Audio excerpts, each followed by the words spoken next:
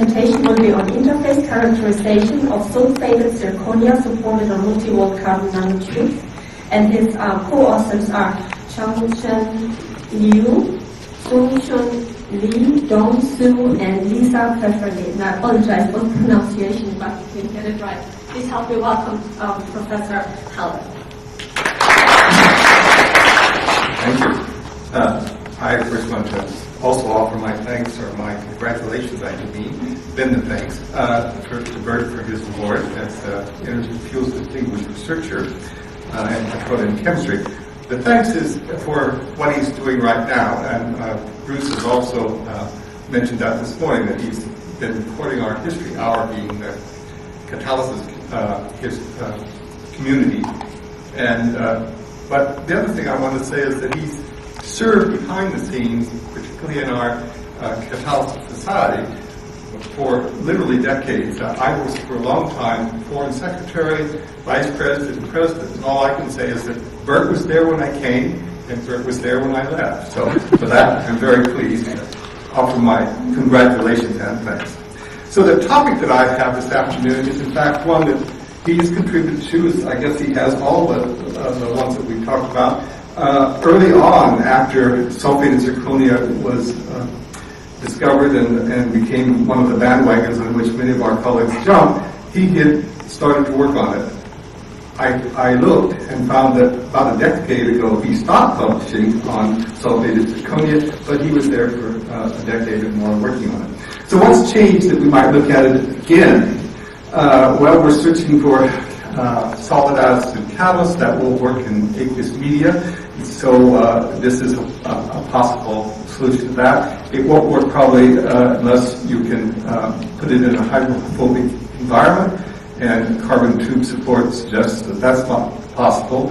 From the point of view of looking at the chemistry on using X-ray absorption spectroscopy, what it advises you is you can isolate small particles of the order of 1 to 3 nanometers, and therefore you can bring to bear this spectroscopy that can probe from individual atoms and look at it from the sulfur, the oxygen, the zirconium sides, and maybe say something about what is going on that acid side and zirconium, and that's what I want to talk about today. So this is a cartoon on how we make these materials. The support is multi-wall carbon nanotube tubes, which are functionalized by oxidative nitric acid. We then graft a zirconium precursor, that's gelatinate, onto those functional groups, and then that is annealed at 450 for 2 hours to crystallize the zirconium oxide. We can put in a little oxygen, but we can't use the traditional calcination because we burn up the tubes. And then we impregnate with ammonium sulfate and repeat this annealing at 450, and that's the catalyst that I'm going to be talking about. But I won't say any more about the preparation itself.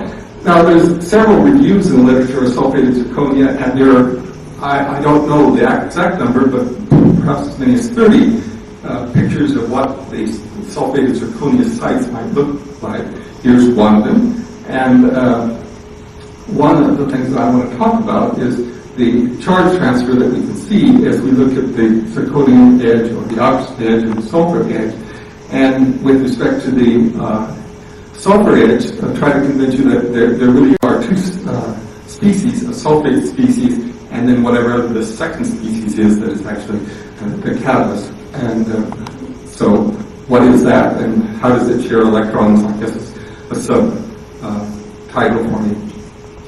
So we have been working on the problem for some time. There are 2 recent papers that have been published, and I just want to quickly review kind of the background of just the support, which is the zirconia oxide nanoparticles on carbon tubes on which the sulfate is going to be put. So the first thing is that the zirconia nanocrystals are tetrahedral structure. This is something that Burt looked at, the fact that sulfate will stabilize the tetrahedral structure. How do we know it's tetrahedral? High resolution TM, which there's a single particle there. Here's a blow up of that single particle, and here's a model of it. And it can, there's a fast Fourier transform that indexes as the tetrahedral structure, if we look at it by ordinary X-ray diffraction, we can also identify that the phase is tetrahedral zirconia.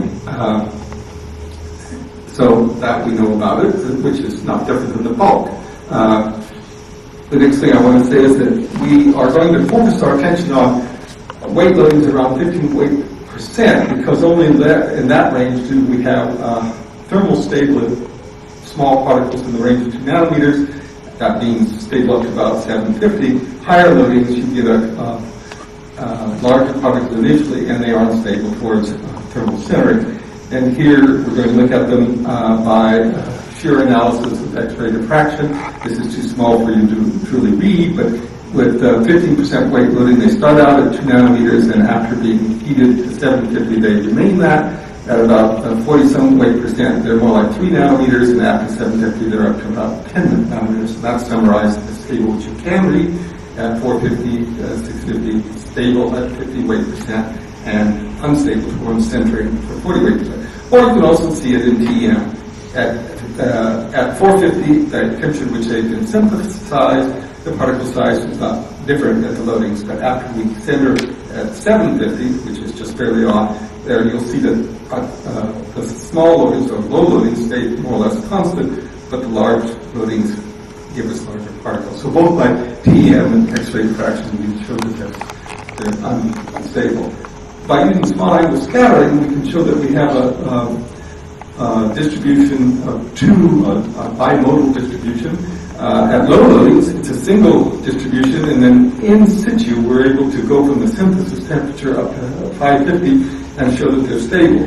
But at high loadings, you have this bimodal distribution of something down here in the order of a couple of nanometers and something that's closer to 10 nanometers. And even with a modest increase of centering from 450 to 550, the smaller particles are stable, but the large ones continue to center. So, for that reason, we want to have particles which we have reasonably are covalently bonded to carbon, and they're stable thermally, and I'll show at the end that they're also hydrothermally stable, because that will be a property we will need if we're going to use it for biomass processing, but so that we're going to use that for all the remaining discussion, that loading.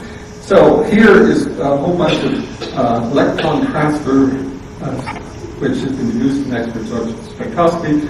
I'm not going to go through this at the moment, that's kind of the summary, but we're going to go and tune to the X-ray K edge of zirconia, the L3 edge of zirconia, the K edge of sulfur, and in all cases zanes, no XAF, and also we're going to do NEXAS on the K edge of oxygen to try to deduce this flow of electrons from the different atoms in the structure, where I'm representing it simplistically as carbon on the carbon 2 bonded to zirconium to oxygen, and then sulfur also being bonded to oxygen to zirconium.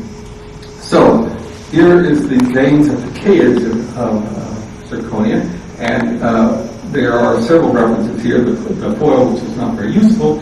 The other two is the precursor, the zirconium acetyl acetate, which has the highest white line intensity, the zirconium dioxide, which has got the lowest of the oxides, and then in between them is our actual catalyst. So how do we interpret the change in intensity of the white line? So I'm doing this in detail. Similar arguments would apply for the other X-ray absorption, but I won't do them in such detail as I do here. So the argument goes that the intensity of that white line is determined by the density of empty states at the Fermi level. And so that if you have more empty states, you get higher intensity, as you do with the precursor, the acetyl acetate, or if you get a lower intensity, that means that there's more electron density and less holes near the Fermi level. And our catalyst falls right between the precursor and bulk zirconium oxide.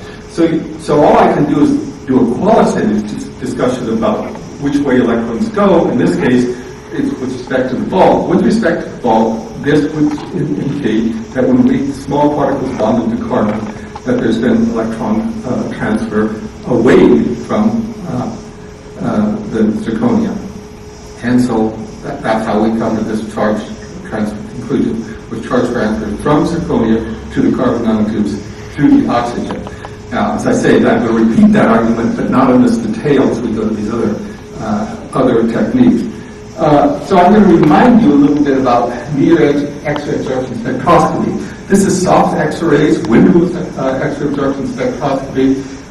The absorption is in the same way as it is for doing the higher energy ones, but the difference is that you're exciting, let's do it from here, you're exciting, I guess it's actually here, we're exciting something from a core to a bound molecular orbital, not a continuum, as we do in most X-ray absorption spectroscopy. And once excited, we have this electron excited into an empty orbital, and the orbitals I'm going to be using for carbon-carbon, carbon-oxygen, all of the cases I'm interested here, will be an empty pi star between oxygen and some other atom. And once excited, it can decay either by fluorescence or by OJ process, but light elements almost exclusively de-excite by OJ process. And we're going to detect the electron. That makes it quite surface sensitive within 2 or 3 nanometers of the surface. But I want to make 2 statements about it. Up here, about the intensity. The intensity is determined by the density of empty states,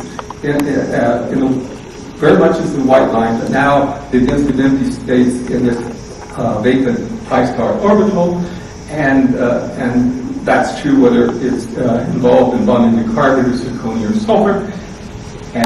But the edge intensity, the edge binding energy shift is determined by changes in electron density of the core here. In other words, the more positive charge I put on the core, the more I drag this to lower energy. And so if there's a shift in energy, meaning that this energy is greater, that would mean that this levelized at higher energy.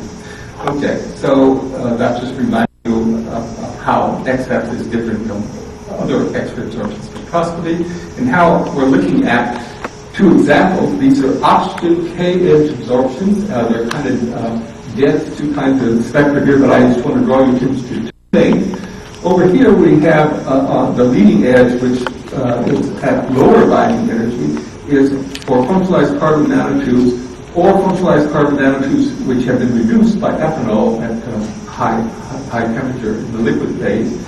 And they are lower binding energy than when we have zirconia, which is shifted up. Here we've got the same situation where we've got a functionalized carbon nanotube, and then again one that's been reduced to ethanol, and there's relative to zirconia, which now has, carbon nanotubes have zirconia on it, there's a shift. So in both cases, we see a change in the edge, and with respect to the intensity, we can see the case where sulfur is involved, which is it's this peak here. Underlying it is the zirconia, look at the blue case, and then this is the functionalized carbon nanotubes with no zirconia, and if we reduce them in ethanol, that intensity comes down. It's normalized, the edge jumps, so this is the average intensity on the oxygen per atom. So from that, I may draw this conclusion. The shift up the edge on graphene is real, and it's consistent with the zirconia having transferred charge to the carbon nanotubes. The oxygen tension increase, the reaction